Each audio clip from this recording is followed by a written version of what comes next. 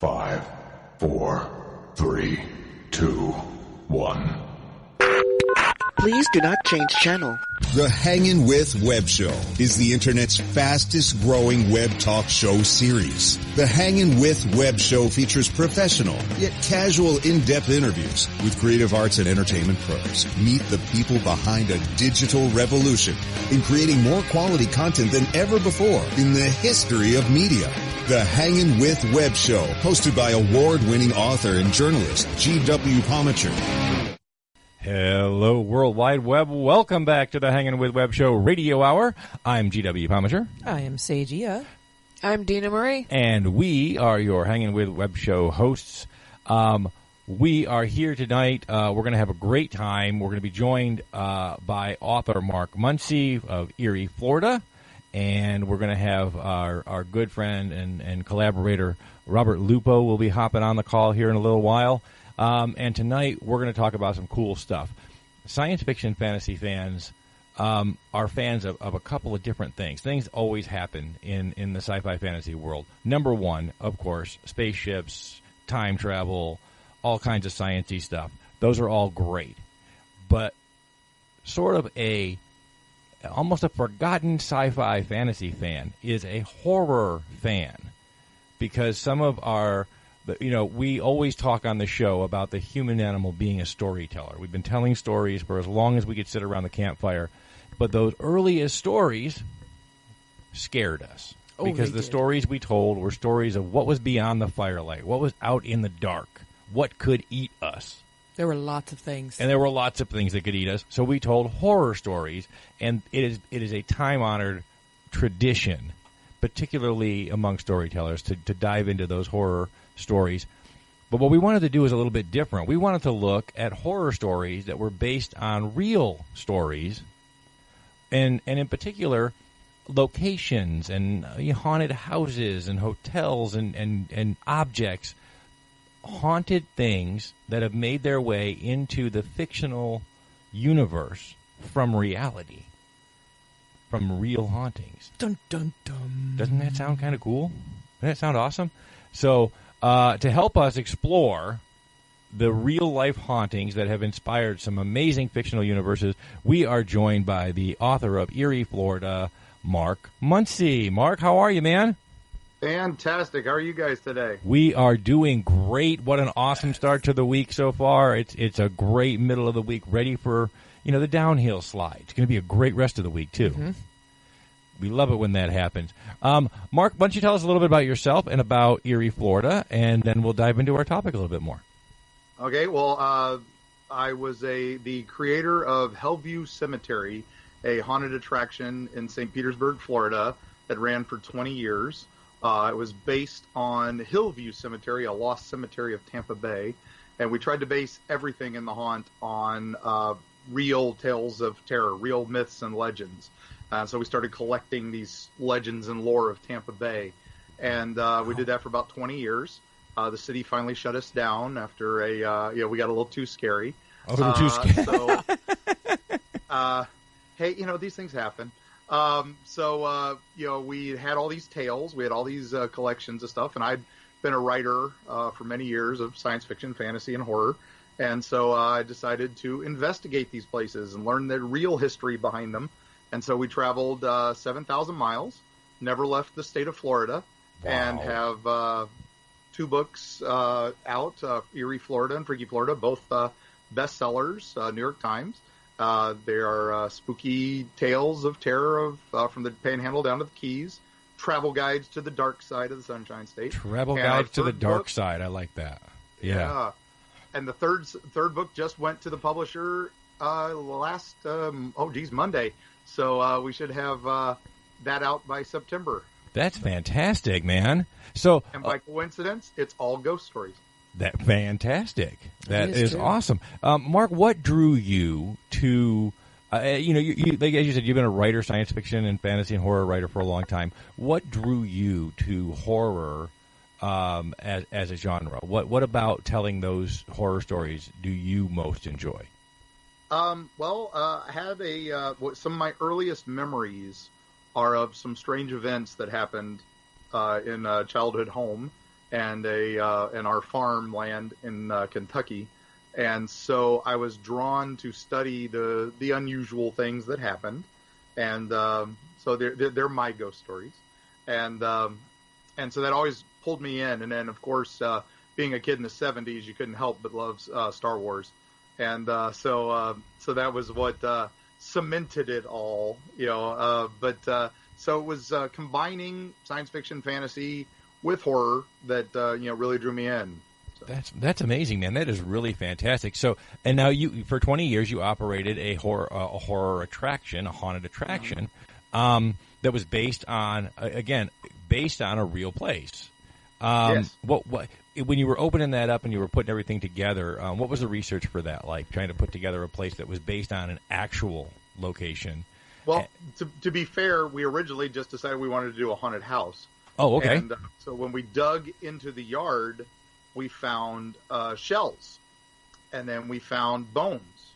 And I immediately thought we'd found like some sort of crime scene or something. Mm-hmm. So we called the police. The police came out, and they said, "No, this isn't a crime scene. This is an archaeological site." So immediately the USF sends out a professor of archaeology who comes out, and they do a quick survey, and they go, "Oh, it's a shell midden, one of the Indian middens. It's they're not human bones. We were hoping it was one of the lost cemeteries of Tampa Bay." Mm-hmm. And I went, lost cemeteries of Tampa Bay? I've lived here a long time and never heard this story. And so I started looking into them, and I found out there were 5 or 6 pioneer settlements. They would come here, they would put up a cemetery with the town, and then these crazy things called tropical storms and hurricanes would come through and wipe the town out. Everybody'd move away, and then a few years later, people would come back and go, "Wow, look at all this flat land. Let's put up a house here. Let's put up that," not realizing they were building over an old pioneer settlement and an old cemetery. Wow. So I think we've seen that movie. As a matter of I fact, think we have. we were researching for the show, and we were looking for lists out there, top 10s, worst 10s, that kind of thing. And one of the lists that we had was a top 10 list of real ghosts and real stories from movie sets. And what one comes up number 1 here on the list was that. There you go, Carol Ann, Poltergeist. That's right. Yeah, that didn't go well. Don't build things, guys. Don't build things on haunted ground. Although I have to say, and Mark, you would know more obviously than we'll ever know about this topic, but I have to say, the longer the human race goes on, there is no ground that's not haunted ground. We have killed. We've killed someone on every piece of ground on Earth, I'm sure by now. We jokingly refer to Florida as being built. It's like the whole state was built on an Indian burial ground, and that's very true. The Tocobagas, the Tequestas, some of these tribes that don't even exist anymore. They built middens everywhere, and that's everywhere you see a little rise of ground here is because there were shell middens, and that was basically their garbage dumps. They would just throw these seashells. They'd go out and eat oysters and stuff like that, and just throw it in a big pile, cover it with dirt, and then it would eventually grow over, and the whole state is like that. And in several areas in particular, my favorite thing is when the Spanish first came to Key West, they called it Hayo Queso, which was the Key of Bones. The Key of there was Bones. So many bodies on it.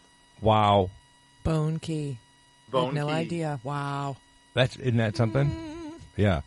Wow. And Key West of all keys too, like the tourist mecca of the world. That's true.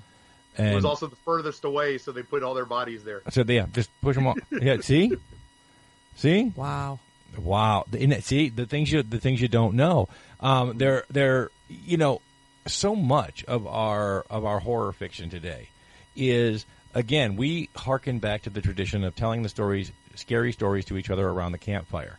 And as those stories spread, they're stories of things that maybe actually sort of happened, but, with a little bit more flair to them and a little bit of, embellishment to go along with them. But as those stories go, we do the same thing today. When you look at modern cinema and the modern horror genre on television and films, you see that we take stories that are handed down one person after another with a little bit of embellishment here and a little bit of, more here, and we put them on the big screen. Yes. And so... And the small screen, too. We put them everywhere now. That's and exactly right. Netflix last year did The Haunting of Hill House. Yes, which Mark actually He had originally recommended to us, and we binged right through thank that. you for that recommendation, because, wow, we loved it. That was well done. That Up was until the last episode. I don't like it when they give happy endings to ghosts. Yeah.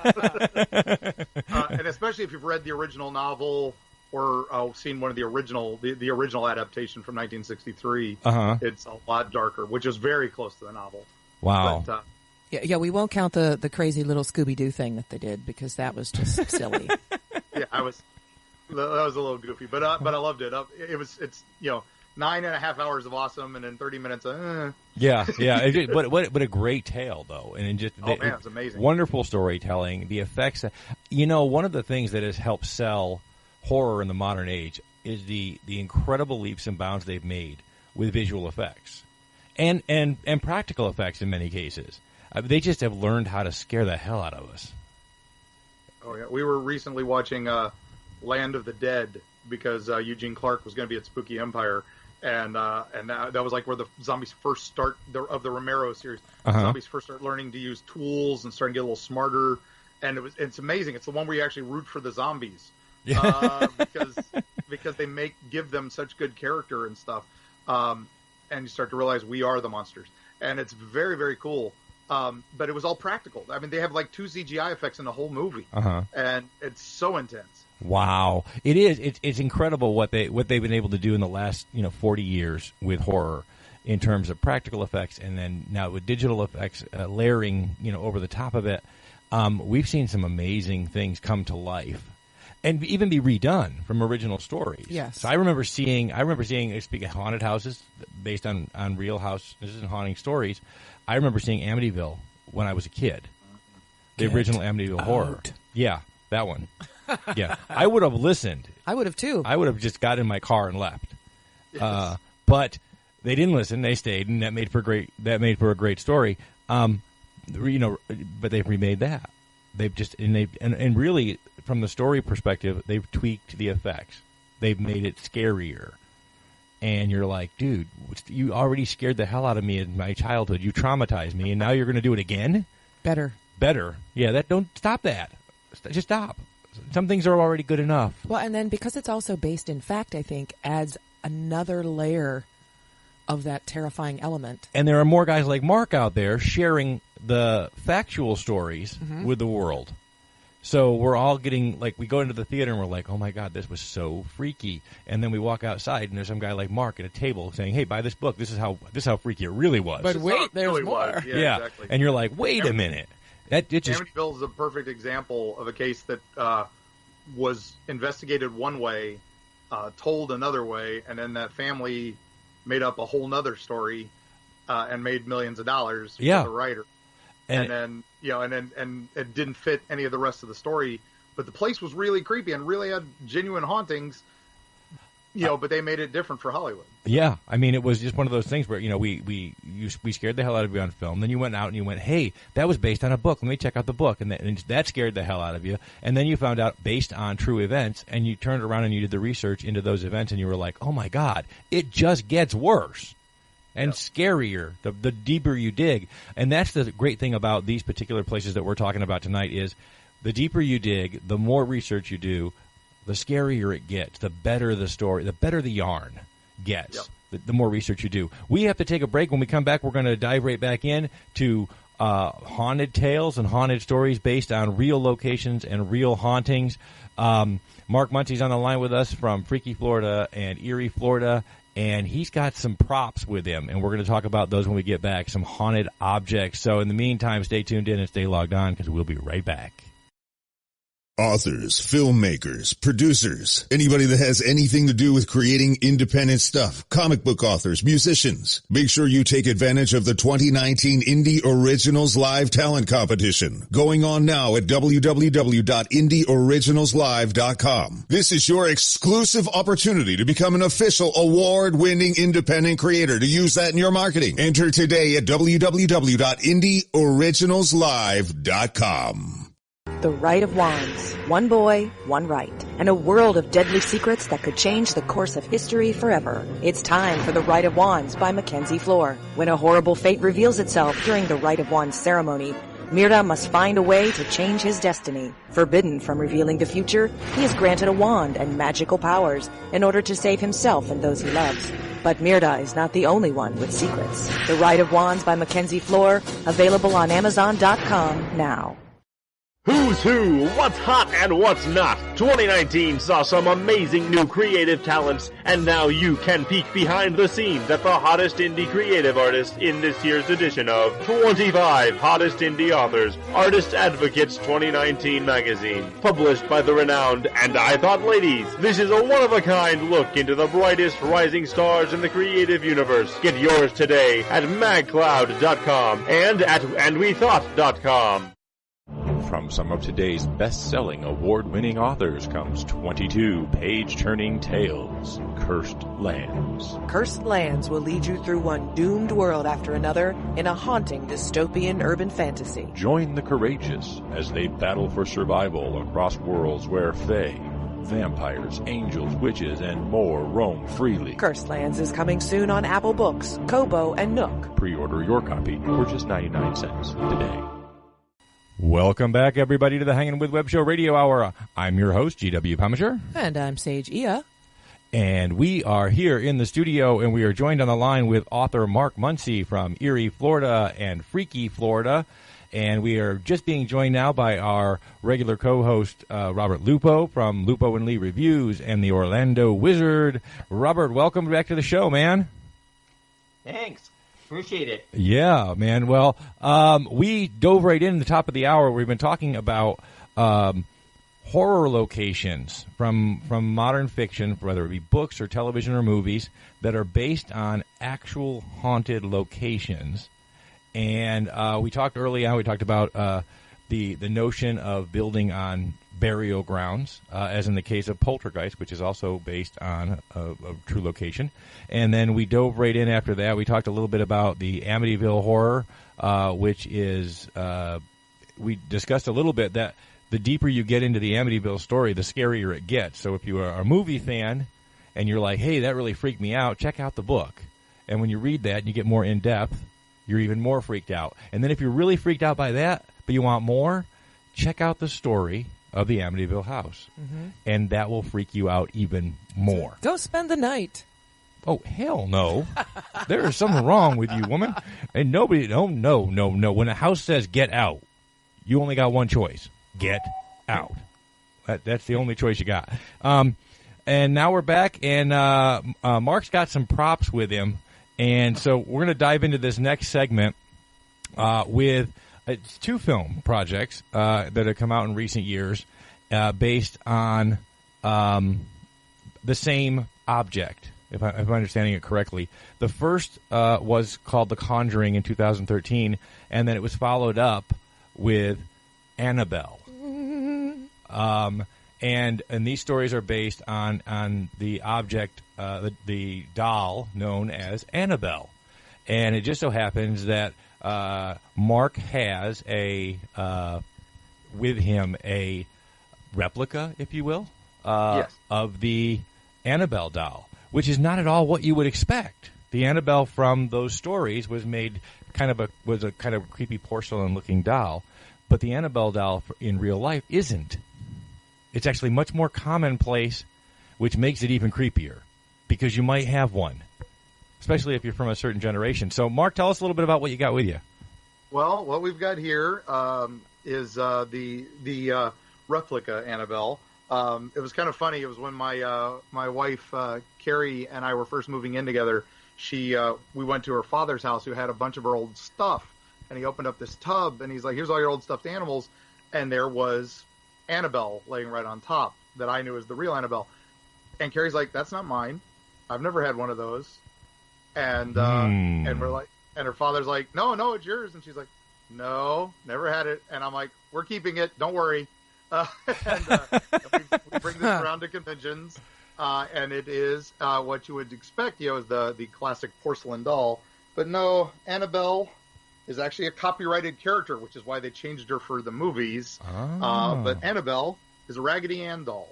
Annabelle is a classic Raggedy Ann from doll. around the 50s and 60s. The true story was a couple nursing students found her in a hallway of their apartment building, this old beat-up Raggedy Ann doll.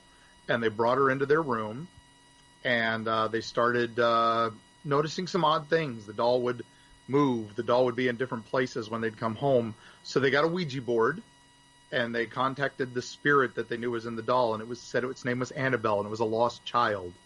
And so they were trying to take care of Annabelle, give her a good home. And then even worse stuff started happening, and that's when they wound up reaching out to Ed and Lorraine Warren, famous from the Conjuring movies. Uh-huh.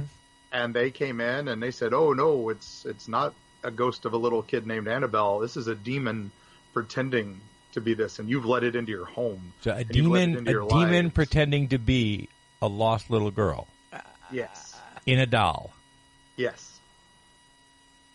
All right. First of all, I want to say the fact that the Annabelle doll is such, especially for the 50s, 60s, and 70s era, is such a commonplace doll. Mm-hmm. That makes it more creepy. Yeah. I mean, the old, when I see people who have like the old porcelain doll collections, just looking at that collection looks creepy. It kind of says to you, "Stay away." But a Raggedy Ann doll says, "Pick me up, hold me, hug me." Exactly. And not, yeah, see, and it's a demon. So, Lupo, what do you think, man? What do you think of the Annabelle tale? It's freaking terrifying. Right? When I was a kid, I was in the. I remember this vividly. I was in the second grade, and after school, I had a sitter. And my mom worked late hours, so she would pick me up after work, and that would be kind of late at night, so I would sleep there. And they had almost a life-size doll, and it sat in the corner, or not, it stood in the corner, and I would just sit there and glare at it with its eyes open, staring at me. You know how freaking hard it is to go to sleep with that going on? Yes. Yes. Actually, my mom took a fancy to these things, and they were a craze. I guess it was the early 90s. And my mom bought a couple of these out in the Adirondack. They called them Uh-Oh Kids. And what they were was these little, they were about the size of a 2-year-old, and they had little outfits on them, like little, overalls and whatnot, and they looked like little kids, but they had no faces, and their arms were sewn over their heads, and they would lean against a wall or on the couch. Who the hell thought that was a good idea? Yeah, I'm telling you. Okay, so my mom took a fancy to these things. She bought 2 of them. She put one on our couch in our living room, and she put one like in the corner, like it was being punished. This little leaning up against the wall, and it was, and you're like, and you'd walk in. And at the time, I was a young adult, and I had my kids were about the same size as the Uh-Oh kids. And so I'd walk in, I'd be like, the first couple times I walked in, I'm like, Robert, what are you doing against? Oh, that's not my kid, that's a doll. And then I wanted to see what these dolls looked like, so I turned them around, and there were no faces. Hey, I made you buy me some. Those were creepy. Those were creepy, those man. were designed by therapists to make themselves rich. Yes, they must have been. But you treated them well. Yeah. Now, you know what, though? Mark has yet another haunted doll. Oh, yes. Oh, yes. Unassuming. An unassuming little haunted Why? doll. Why? You collect that stuff for a haunted house, and you just, you buy these things, and then suddenly, the next thing you know, everybody just assumes everything's haunted in your house. Well, and they're right. We have the one and only Orlando Wizard, Robert Lupo, on the line with us, but Mark has Robert the Doll. Yes. And now, most of I'm you, telling you right now, if it looks like me, I'm hanging it up. I'm just telling you right now. Yeah, most everybody knows this, from Hollywood, Chucky. Yes. Chucky was the My Buddy doll, that turned into, the creepy, possessed by the creepy strangler ghost. Well, the real inspiration for Chucky was from down in Key West. And it is a doll, and he's been around for about 100 years, and his name is Robert. And he was the childhood name, just saying. Yeah, he was the childhood toy of Robert Eugene O'Neill. Okay. And I have little mini Robert here. You have mini Robert. They make 1,000 of these. I know this story. Yes, and he's got a little lion there. Yeah. The real Robert's about 3 foot taller about 2 feet taller than this one, about the size of a young little boy. Robert Eugene O'Neill was this little kid who was an artist, wanted to be an artist, and his parents were super rich, and so they bought him this super awesome toy. Now, there's stories that Robert was made by a voodoo priestess and all that, and that's just it. They're just stories. Robert, you could buy in a catalog. Once again, a catalog. That means it's a common toy. And life size, by the way. And you have no way of knowing the demonic horror toy from anybody else's Robert the Doll. So this is real Robert here I'm holding up. And he's they were basically super expensive toys. They were My Buddy dolls. And now when Robert had his doll and the doll started things would start being weird and the servants started getting pissed because stuff was breaking and and then the boy would talk to the doll and the doll would talk back in a different voice, and that scared them and they started quitting. So when they went to the Robert Eugene O'Neill, they said, "Hey, you've got to stop doing this." And he said, "Well, I didn't do it. Robert did it." And they're like, "You're Robert." And he's like, "No, I'm going to go by Eugene because the doll wants to go by the name Robert, and we don't want any confusion." I would say yes. And you don't argue with that doll? No. Apparently. Now we would have just given that kid some Ritalin and the story would have ended. Now the doll goes on and lives in the house. Eventually, Robert Eugene is forced to move away, and sadly they locked the doll in the attic because it was making weird noises. And so it sat abandoned for years, but people kept seeing the doll all around the house and kept seeing it moving and kept seeing it in different places. New families moved in. The doll haunted them. They got rid of it. It would come back. Long story goes on for many, many years. Wow. And now he is in the Fort East Martello Museum, and you can go visit Robert. Has he stayed there? Well, there are times that he's not there.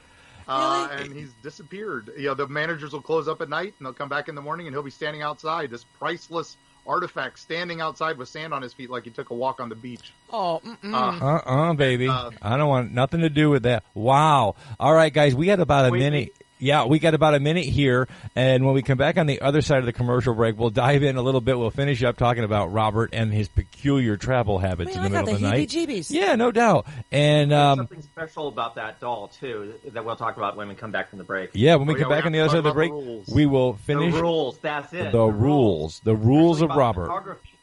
Yes, I've heard that. We're going to talk about that on the other side of the break, guys. In the meantime, everybody stay tuned in and stay logged on, and we'll be right back. Famous Faces and Funnies in Melbourne, Florida is leading the way in pop culture fun. From comic books and graphic novels to Funko Pops and collector's items, Famous Faces and Funnies has it all. Rick Shea and the professional team at Famous Faces and Funnies are friendly and knowledgeable. Whether you're looking for toys, props, collector treasures, or a new comic book, Famous Faces and Funnies is your one-stop shop. To find Famous Faces and Funnies on Facebook and Twitter, just type at FFF Comics. Now on Amazon.com, iCoin from author Jeremy Mosby. It's an alternate reality, and the leader of the planet iCoin is none other than Benjamin Franklin. When corrupt officials threaten not only iCoin but the Earth as well, an unlikely chosen one must face dark foes to save the Earth and iCoin alike. Author Jeremy Mosby takes readers on a superhero's adventure through this compelling and imaginative alternate universe. Get iCoin on Amazon.com today. In the summer of 1953, private investigator Will Lucky Marks was working as the in-house private eye for Arcane Pacific Pictures.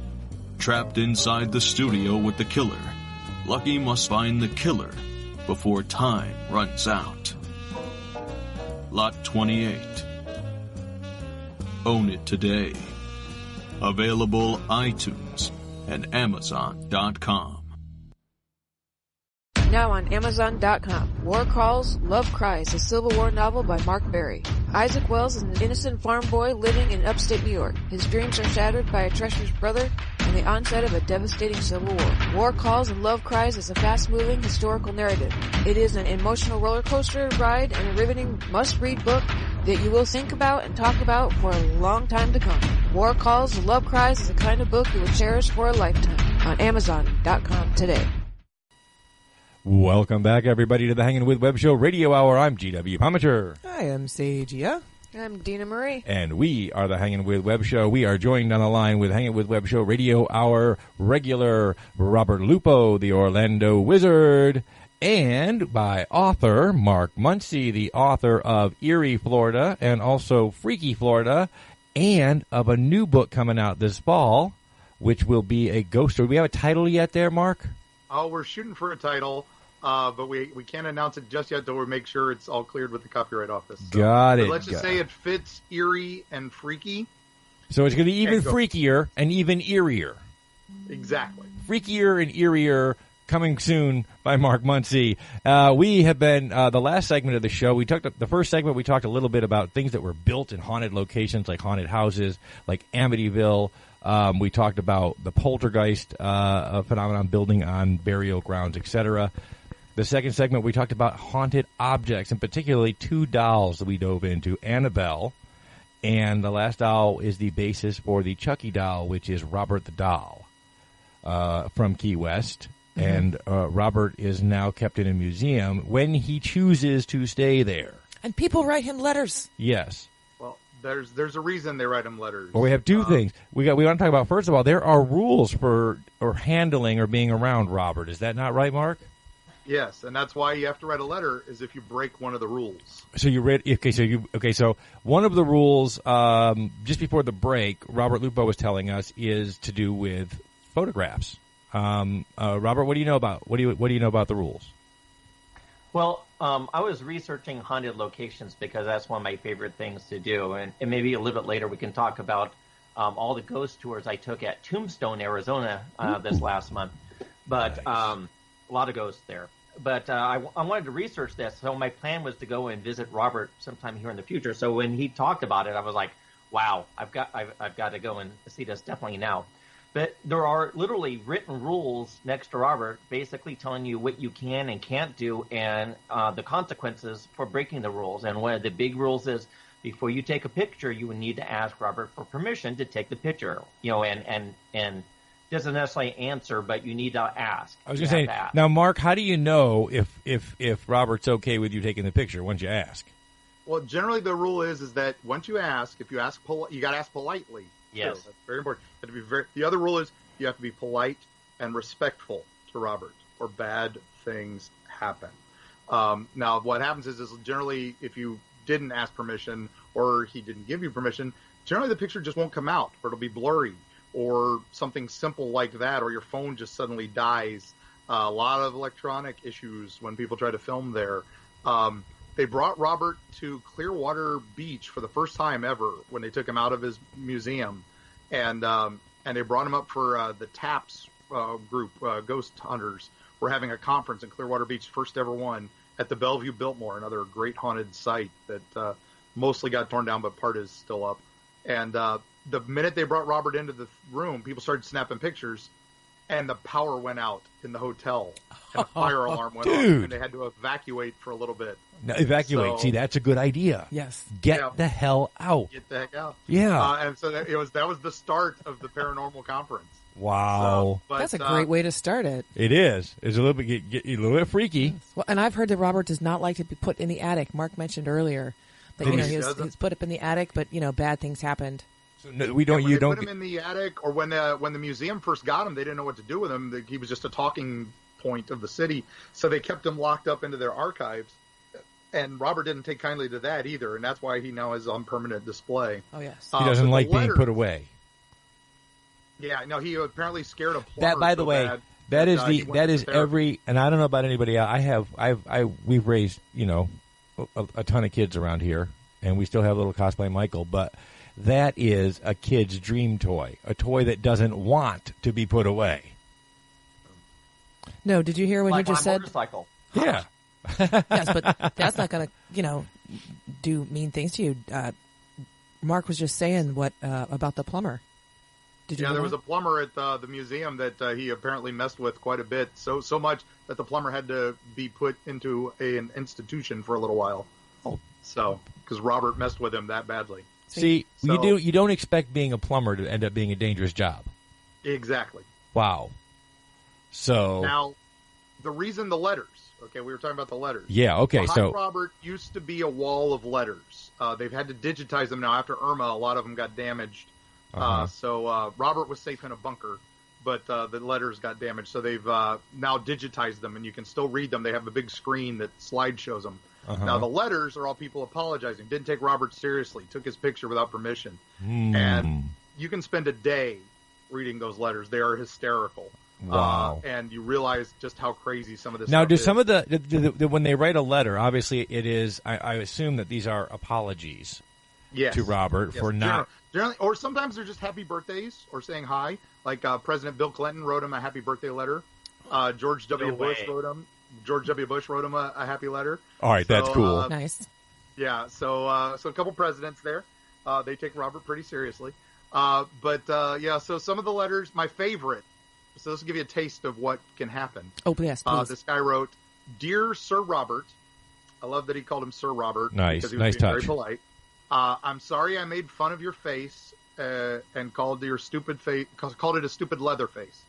Leather is actually very nice for a face, and you are quite handsome. Please remove your curse. I get the message.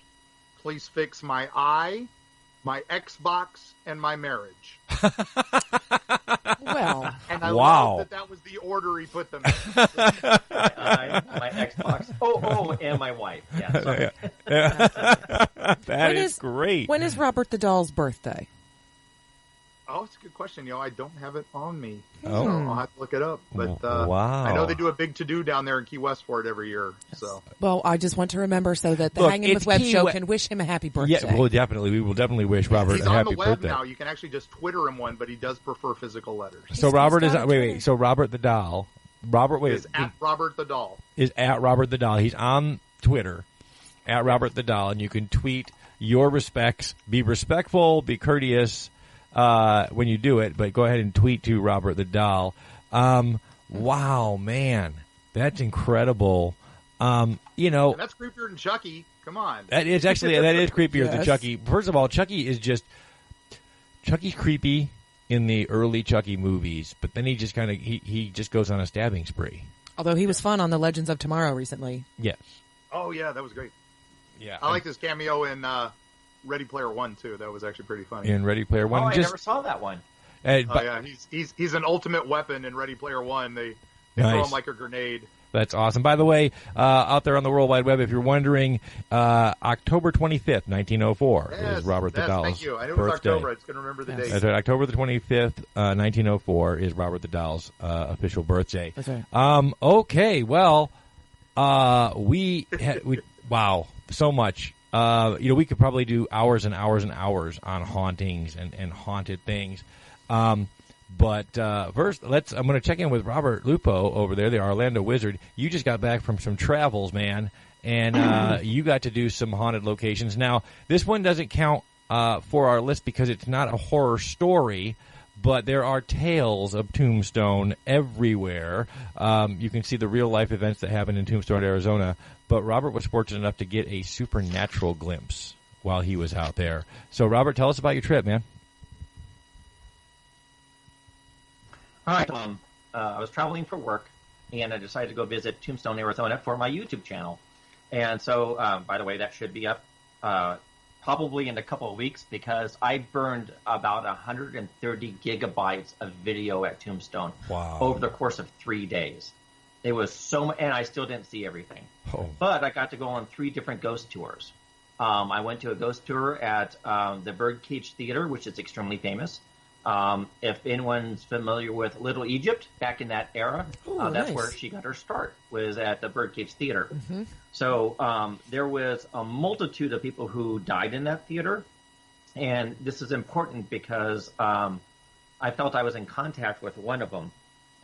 There was a murder of someone called Marguerite by Gold Dollar.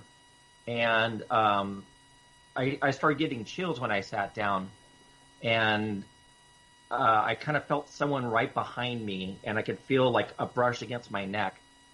And we just started talking about someone named Rose who used to wear rose oil a lot, and walking through the Birdcage Theater, I could smell rose oil, and then it would go away. But I would get this big, huge smell of rose oil. So we went back onto the stage, and I sat there and said, I smell lavender.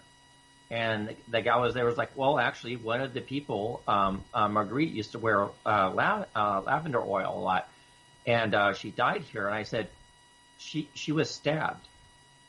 And she goes, yeah. I said, she was stabbed by Gold Dollar. And I was like telling her, I'm like, she was really, really angry because she was very, very young. She hadn't been there at the theater very long. I'm telling this to the guide. And I said, she was brand new here at the theater, and she didn't want to be here. She was kind of forced into it. And she goes, yeah, that's correct.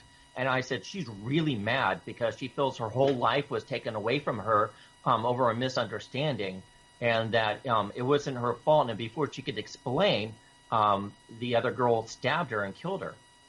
And, I had no knowledge of this prior, but she was confirming everything I was saying.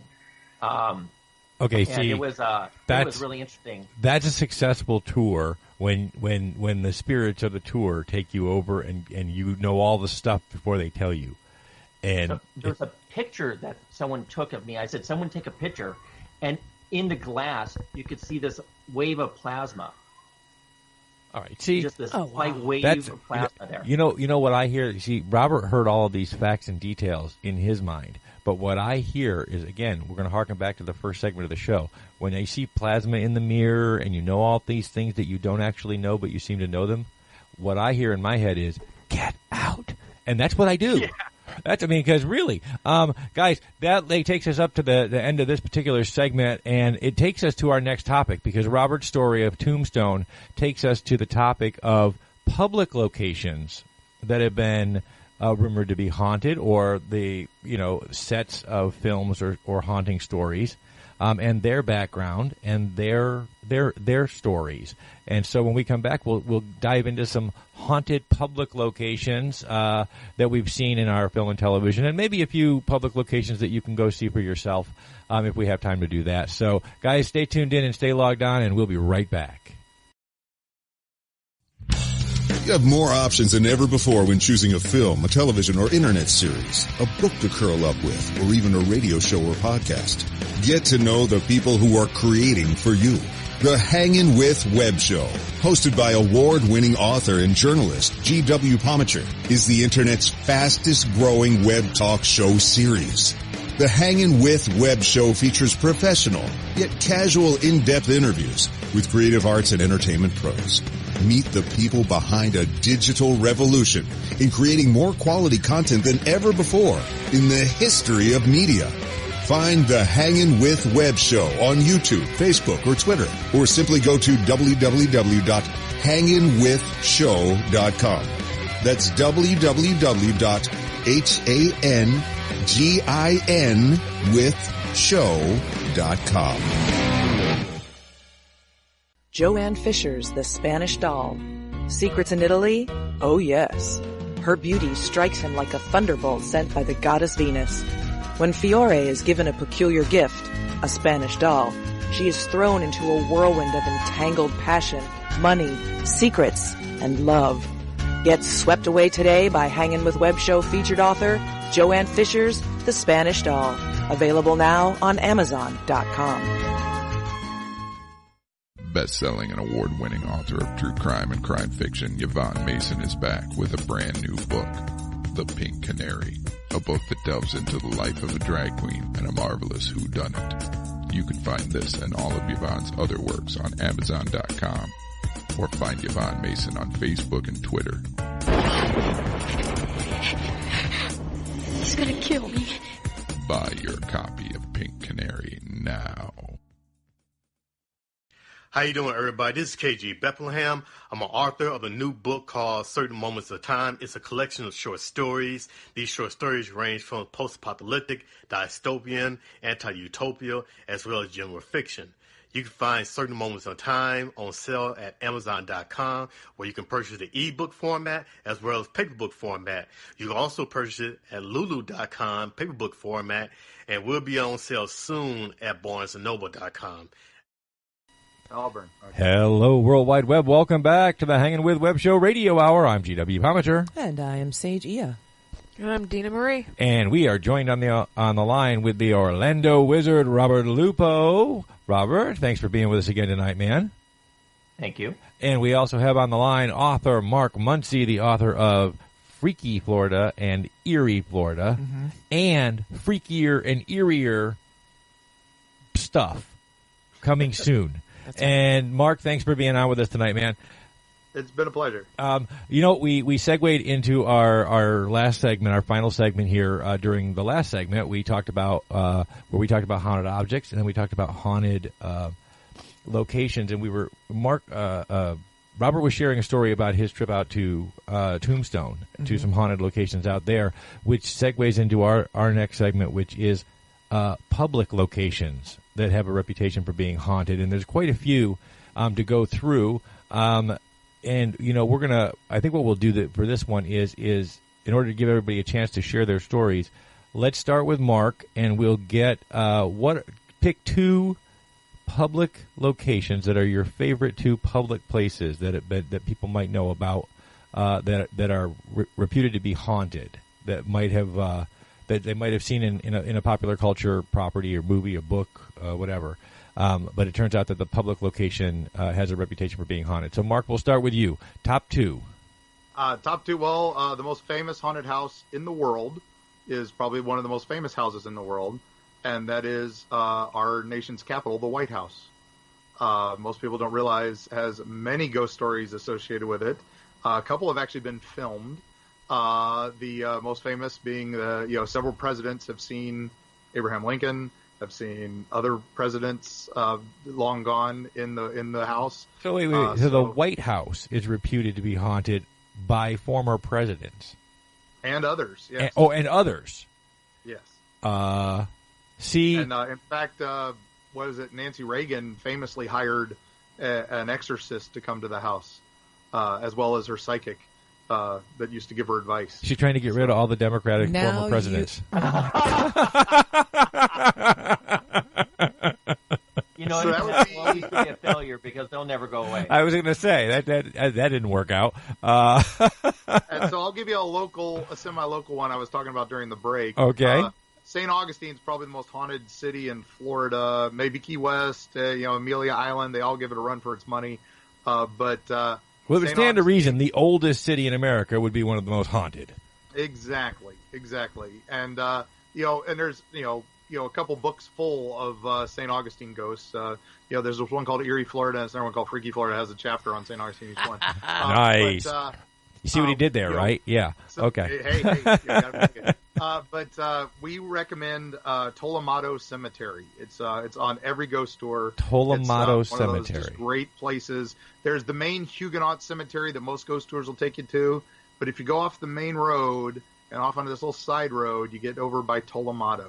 Okay, so you just the older cemetery. In the world of ghost stories, no. He just did two of the things that you're not supposed to ever do. Go away from the main crowd down a side road. Let's go explore that path. Yeah. I've seen enough Scooby-Doo to know that if somebody says, let's split up, you go, hell no. And if somebody says, let's go down the dark, eerie, spooky path, okay. But Mark says go for it. Let's go check it out. But Mark says let's go for it. Okay. That's how you get the better story. All right. So, Tolomato has several ghosts. Most famously, the bishop that was buried there, Augustus Barreau. They didn't believe in embalming at the time, and they wanted to keep him on ice, literally, so people could see him for a few days. And they put him in a metal casket with a glass lid in Florida in June. Ooh. And they basically built a pressure cooker. Wow. So he exploded. He exploded. And Oh they my called him the goodness! Exploding Bishop. The exploding his bishop ghost is there. And he was he's- not happy about that. Well, I believe that. Yeah. He's inside out, and he exploded. Yes. Wow. But the most famous ghost there is this little boy who was playing in the cemetery, was playing with some of the other ghosts. And they kind of used this as inspiration for a character in American Horror Story about the little girl who liked to play with other ghosts. Oh, I remember that. Remember that? Yeah. So this boy liked to play with ghosts, and he would talk about his imaginary friends in the cemetery. And this was in the 1920s. And he was sadly found a few days later in the cemetery after going missing. He had climbed the tree and fallen out and broken his neck, and had fallen behind a tombstone, and no one had found him for a few days. Oh, wow. Well, first of all, I want to say this. If you have a tiny child and his play place is with his, quote, imaginary friends in the cemetery, that's a parenting fail. Yes. Well, they wanted him as the permanent friend. Apparently they did. Okay, Robert, top two haunted public locations. All right. I have to break the rules and give you three. Okay. Rule breaker. Tombstone is one of the most haunted locations I've ever seen, ever. It's astounding. And I went on 3 separate ghost tours, and I learned something from all 3. Wow. People see not just orbs, but people have seen half torsos and full body torsos of people who died there, especially down in the mines. So if you ever go to the Tombstone, you have to do the mine tour, because that's how Tombstone started, and that was amazing. Wow. My second location would have to be Salem, Massachusetts, where they had the witch trials. That's right. I've been there several times. I've gone on several ghost tours. I actually stayed in the haunted hotel there overnight. And Salem, if you ever go to Boston, Massachusetts, or anywhere in Massachusetts, you've got to drive to Salem. That's a must-see. And then my third location is Gettysburg. I took the tour, and I actually did something wrong, which is you're not supposed to stay after dark. And I stayed after dark, and we were taking pictures, and one of my pictures was literally completely filled with orbs. And you can feel a lot of sorrow there. It was pretty amazing. Wow. That is something else, man. That is incredible. And now your third location was Gettysburg, right? Right. And before that, Salem and Gettysburg are both places. Look, out there on the World Wide Web, whether or not you're into ghost tours or you're into the spooky haunted stuff or you're just taking a tour around the country, those are just places you got to see. Well, it's not just about the ghost tours and the witches there. There's a lot of history in Salem. For instance, the House of the Seven Gables that the book was written out is there, and you can tour that. But also the oldest still existing candy store in America is there in Salem. The oldest candy store in America. Yep, and they still make their original candies with the original equipment. Wow. It is awesome. That is super cool, man. That is super cool. Sage, how about you? You have a favorite haunted location? Someplace that you think is particularly eerie, spooky, or just fun? I do actually, but Lupo stole it. What was it? It's Gettysburg, because I'm from Pennsylvania, and we had done a field trip out to Gettysburg, and you feel that.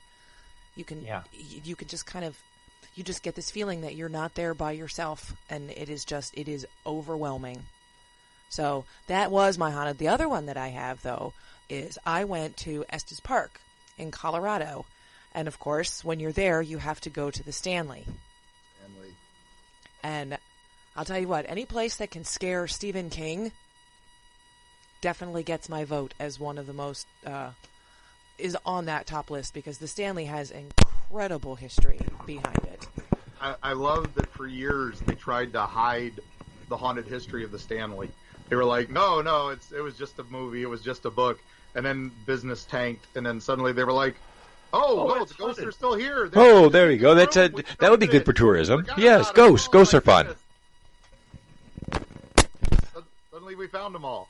Wow. That is awesome, guys. Thank you so much. I know we're running down the clock here, getting ready to call it a night on the Hanging with Web Show Radio Hour.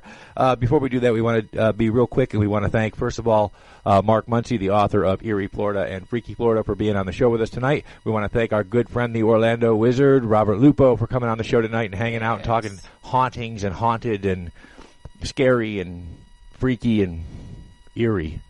Oh, see what I did there? I see what you did there. Yeah, that was good. Anyway, we also want to thank our partners and our friends at Famous Faces and Funnies, author Yvonne Mason at Off the Chain Radio, our good friends at Space Coast Comics, and IndieCon 2019, which is coming up in June? That's going to be a lot of fun. May? No, it's June. June, okay. Yes, it's in June. Coming up in June, that's right. Well, and we have Celestial Healings from up in New York. Absolutely. And Jay Bauer, the wonderful Jay Bauer Art. The wonderful Jay Bauer Art, who, when you see the video show, which you can catch every single day at 2 p.m. on YouTube. Nice plug. Nice, thank you. And you can check those things out, and we want to thank all of those partners and friends for sharing and don't forget our show. Incredible, wonderful friends at Foxwood Wine Company. That's right. Our good friends at Foxwood Wine Company. Thank you to everyone out there that shares these podcasts, our videos, our just shares our creative artists all over the World Wide Web. We thank you for that. We thank our guests for being on tonight. We thank you for listening on iHeartRadio, CBS Radios, Radio.com, of course, Krypton Radio, iTunes, Spreaker, Spotify, all the places.